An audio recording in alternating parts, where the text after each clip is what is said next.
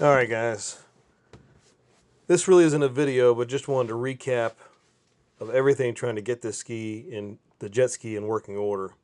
It is running great right now. Put about 4 hours out on a lake and it's just fun to be riding. Been working on it for 9 months, so I probably won't remember everything that I fixed.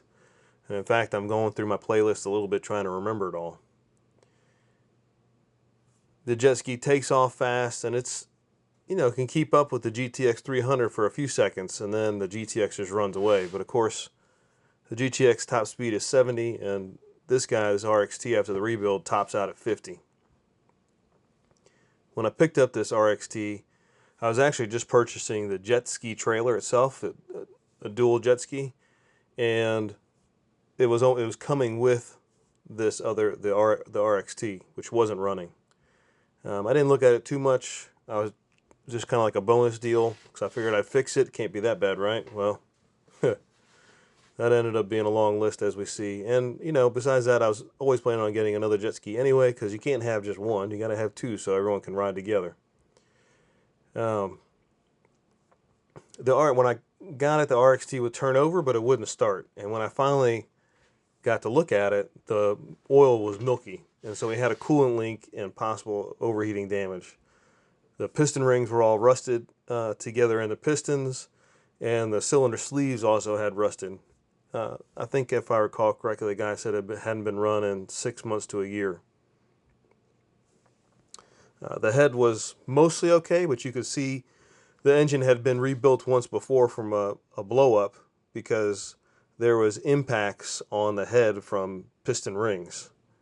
So I don't know how long ago it had been rebuilt, but at some point it had. It had 152 hours on it when I got it. And I was going to go through in more detail about everything that I worked on or fixed, but this is just too long. I mean, that's why there's 22 videos in this. But here's somewhat of a new, not a new, but a recap for you. So we got a new a new starter, a new oil pump and water separator, new crank and balance bearings, new connecting rods, new pistons, new rings, new head gasket and head gasket bolts ×2 because I had the sleeves bore out again. New sparks, new battery, new oil about 4 times, new coolant about 4 times between testing it and running it and having more issues. The valve head was machined and the valves lapped. The top end of the crankcase was machined and the sleeves were bored out or cleaned up twice, honed out once and then bored out a second time. The EPM and the MPEM were sent to westsidepowersports.com to fix an issue with the fuel pump being turned off in the computer. The supercharger was rebuilt.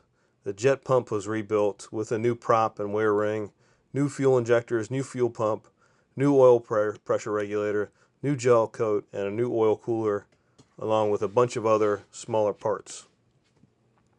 I have no idea how many hours I put into this thing, but it's been a lot because I pulled the engine at least 5 times. I could have bought a running jet ski that was a few years old for the same price of all these parts that I've purchased with less hours. However, I do have a whole new jet ski as far as the engine is concerned that I more or less put together entirely myself, and so I know it really well. And since it's new, hopefully it'll continue to run for a long time.